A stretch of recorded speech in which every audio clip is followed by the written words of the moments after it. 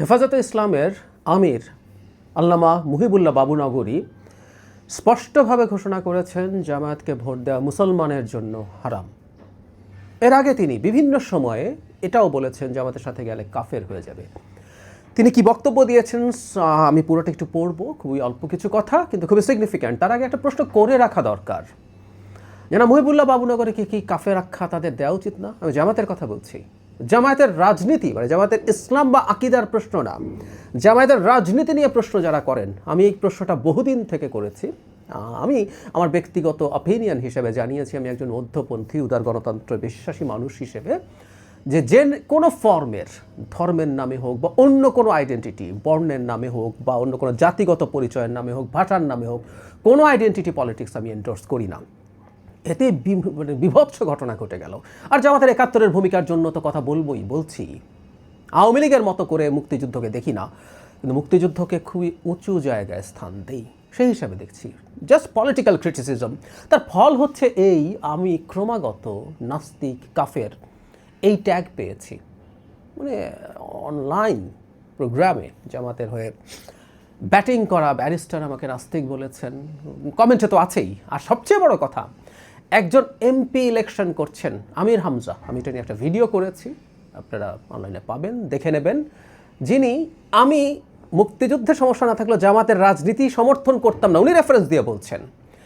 এতেই আমি টাটকা শয়তান হয়ে গেছে, আমাকে দেখতে টাটকা শয়তানের মতো লাগে, আমি কাফের হয়ে গেছি, আমার জানাজা পড়া যাবে না, এসব কথা বলেছে। এবং এসব লোককে তারা মনোনয়ন দিয়েছে। আরও কত সব বিভৎস নোংরা কথাবার্তা এই নোংরা লোকটা বলেছে, কিন্তু জামায়াত ইসলামী তাকে নমিনেশন বহাল রেখেছে এবং তিনি নির্বাচন করে বেড়াচ্ছেন। সারা পৃথিবীর দেশবাসীর তো বটেই, সারা পৃথিবীরও দেখা উচিত জামাত আসলে কারা, কি করছেন।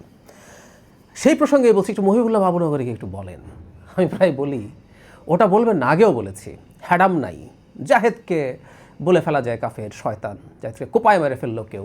বাংলাদেশে একজন মুসলিমকে যখন কেউ কাফের শয়তান খেতাব দেয়, নাস্তিক খেতাব দেয়, সে মুরতাদ হয়ে যায়। কেউ মনে করে তাকে হত্যাযোগ্য করে ফেলা যায়।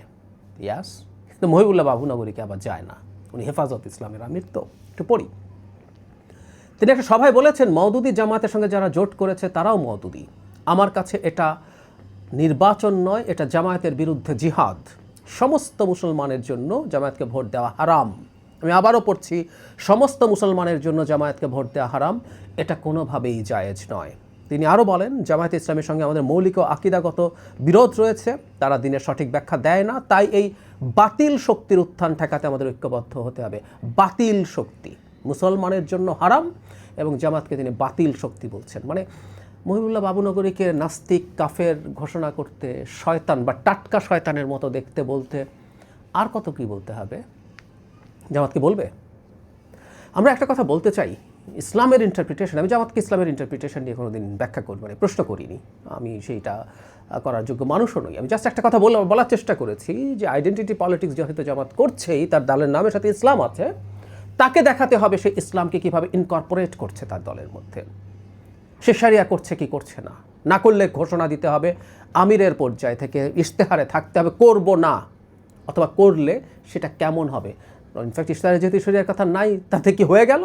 কারণ ওনাদের তো গুপ্ত ধারা থাকে।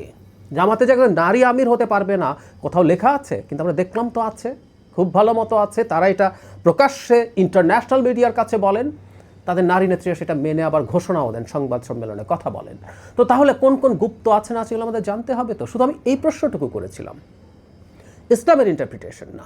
আর যদি তিনি শারিয়া কায়েম না করেন, তাহলে ইসলাম শব্দটা কেন ব্যবহার করছেন, যে প্রশ্নটা ইনফ্যাক্ট বায়তুল মোকাররমের খতিব তুলেছেন গতকাল, আমি আপনাদেরকে তার বক্তব্যটাও শুনিয়েছি। এটাই এখন খুবই আলোচনার ব্যাপার। সো এই মুনাফেকি নিয়ে কথা বলা দরকার আছে।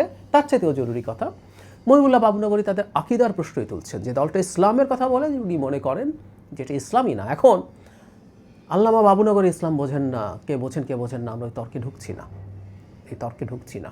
আমি জাস্ট ওই কথাটাই বলতে চাইছি, এইরকম সর্বজন শ্রদ্ধা একজন মানুষ এই ধরনের একটা মন্তব্য করছেন, ভোটারদের বিবেচনা করা দরকার, কারণ তাদের আচরণ মেলানো দরকার। ইসলামের সবচেয়ে ভয়ঙ্কর পাপের মধ্যে একটা হচ্ছে মুনাফেকি, নিজকে ডিসগাইজ করা। আমি কি করব আমি জানি না, ঘোষণা দিয়ে বলছি না, করব বা করব না, এটা করবো ওটা করবো না। কেউ কেউ বলবেন ধাপে ধাপে করবেন। ধাপে ধাপে হলো কোন ধাপে, কত ধাপে, এই ধাপে কতটুকু, পরের ধাপে কতটুকু, সব কিছু বলা দরকার। এটা নিয়ে একটু বিস্তারিত কথা বলবো। সব কিছু করা দরকার, সব কিছু বলা দরকার। আমাদের ভোটাররা নিশ্চয়ই বিবেচনা করবেন। অন্য ধর্মগুরুরাই যাই বলছেন, বাইতুল মুকাররমের খতিব খুবই, উনি হওয়ার পর, আমি আসলে তো ওনাদের খবর খুব বেশি রাখি না, উনি হওয়ার পর আমরা আরও অন্যান্য গুরুত্বপূর্ণ ধর্মগুরুদেরকে দেখেছি যে তারা খুবই অ্যাপ্রিসিয়েট করছেন যে অত্যন্ত নির্লোভ একজন মানুষ এই দায়িত্বে গেছেন, সেই প্রশংসা দেখেছি। একই সাথে মহিউল্লাহ বাবুনগরী সম্পর্কেও এই রকম কথা প্রচলিত। তিনি সবার মুরব্বী স্থানীয় মানুষ, কিন্তু তিনি এই কথাটা বলছেন। এই ভোট শুধুমাত্র সুশাসন দুর্নীতির জায়গায় থাকলে ভালো হতো, এটা জনগণের জন্য ভালো। দুর্নীতিমুক্ত করা, সুশাসন দেয়া, জনগণের স্বার্থ দেখা, এটা আছেই, কিন্তু এই ভোটে আদতে প্রধান হয়ে উঠছে একেবারে ভিন্ন ইস্যু। আমরা কার হাতে দেশ তুলে দেব? ভুলভ্রান্তি থাকা একজন মোটামুটি চিনতে পারি মানুষ, নাকি চিনতে পারি না এমন একটা মানুষ যিনি মুনাফিকি করে নানা রকম চেহারা প্রয়োজন মতো আমাদের দেখান? ভোটারদের ভাবতে হবে।